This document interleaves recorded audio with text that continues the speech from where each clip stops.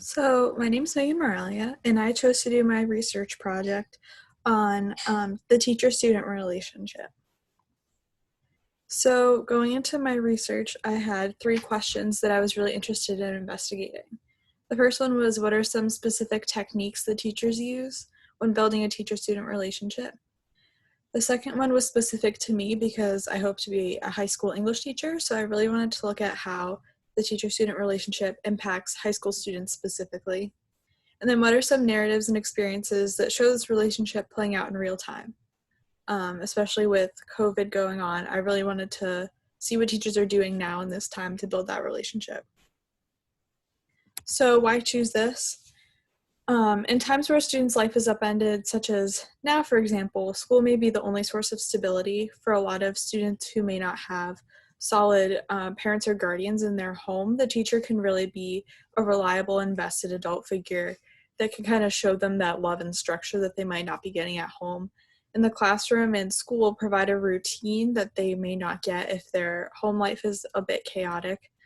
And I found this quote from my research that I really liked.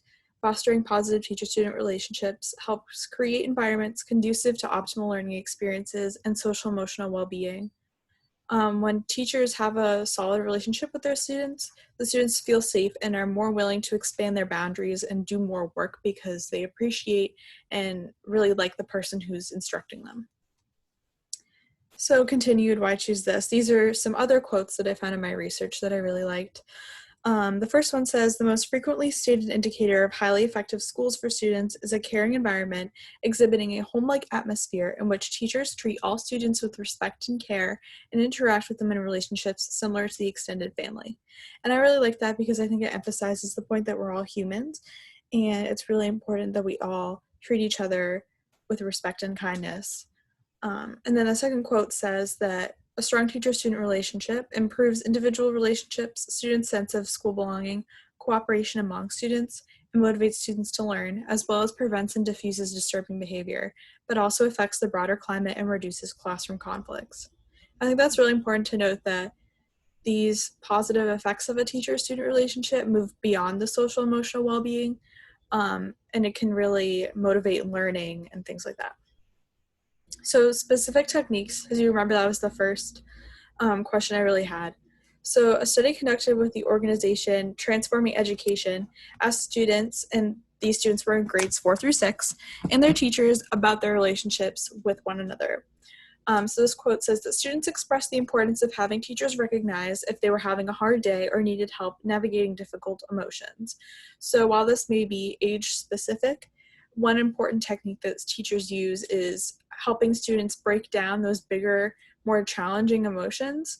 And they can also pinpoint when their student is feeling off from their typical behavior, things like that. Another quote is making time to check in with students can have a meaningful impact on them, and using positive approaches to help students navigate setbacks in behavior, learning, and peer interactions goes a long way.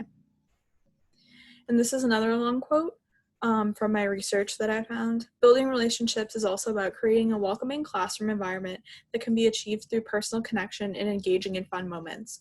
Teachers discuss the importance of sharing stories about themselves, as well as inviting humor into the classroom and finding moments to laugh with their students. Making room for joy and celebration were important elements of making students and teachers feel connected.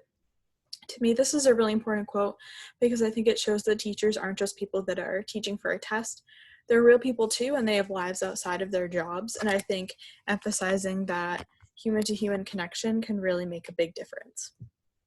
So again, I am studying to be a high school English teacher, so I really wanted to look at the impacts specific to high school students. So I found two quotes that were really useful in my research, and it was, however, researchers have identified that as students pass through education, they become adjusted to the system and learn how to regulate their own behavior without the need for guidance from their teachers. And to me, this kind of made me a little skeptical of the impact that this can create on high school students because it's very valid.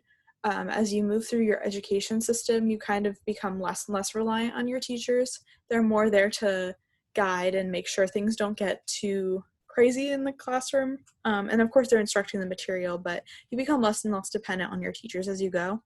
But the second quote really kind of flipped that skepticism, and it says, teachers' sense of belonging may become important as the student progresses beyond primary education and transitions into high school. And to me, that really emphasized the point that the role that teachers play in high school is just as important as the role they play in elementary school. It just might look a little different. And I think teachers are really important at this age as students learn to transition into adulthood, thinking about teachers helping with things like college applications, career decisions, things like that. And I also learned that a negative relationship has consequences for teacher and the student. So if the student repeatedly gets into trouble, of course, they have negative consequences that are more evident at the high school level. They'll have things like suspensions, detention, but also for the teacher too. They have to do all of that paperwork. They have to be the bad guy and kind of administer that punishment, I guess. So the negative relationship definitely impacts both people. And for narratives and experiences, so my sister is currently a high school student, and I really wanted to know what teachers are doing now in this time for their students. Are they continuing to build that relationship, etc.? And I really found that they're connecting on a human-to-human level. A lot of times they will send out these emails that emphasize well-being, and it's nothing really class-related or work-related. It's just a lot of driving home the message that we're all in this together. This is a support system for you, that kind of thing. There's also a lot of group threads being created with students and interacting through social media.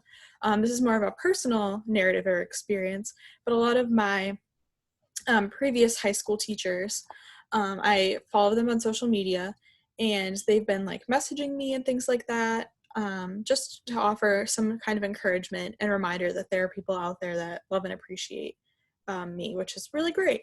And another thing that my sister has shared with me is that her teachers are using Zoom to engage with students face-to-face. For example, her band teacher is doing things like sectionals, where they're not necessarily practicing or anything like that, but the whole section of the band, the instrument that she plays, all those people that play that same instrument will get on Zoom with the band director, and they'll just chat about how things are going. And I think that that's really great, that we're using this time to connect with one another and really emphasize that relationship. So in summary, building a strong teacher-student relationship is key to creating an enriching classroom. And it's really important at all ages, not just elementary school or middle school, but in high school too. As students get older, there's a decrease in reliance on teacher, and the teacher will play a different role in students' lives as they mature and advance through the education system. But the teacher-student relationship really encourages growth and a sense of belonging in the school and the community, which is really important. And I think it's really crucial in current times, and it can expand beyond the present. So I also wanted to talk about some implications for education.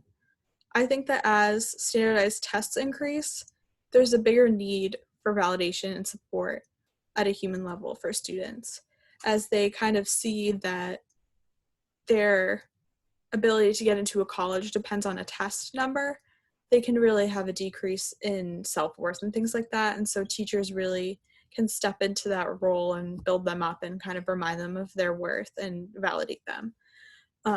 And I think student support circles should really be acknowledged as beyond their families. A lot of times people's home lives are not the best, and so their teachers really become a parent or another kind of role like that. And honestly, I think that the teacher-student relationship might explode after quarantine ends.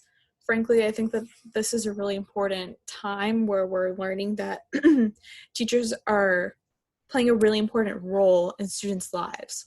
And so I really think that this will become bigger after we get back from quarantine. I also had some further questions and reactions. I was really curious about how the minority student and teacher relationship kind of works, what dynamics are kind of at play there. I was also interested in how different genders might relate to their teachers. So do girls, for example, engage differently with their teachers than boys? How do parents play into the successful or unsuccessful formation of a teacher-student relationship?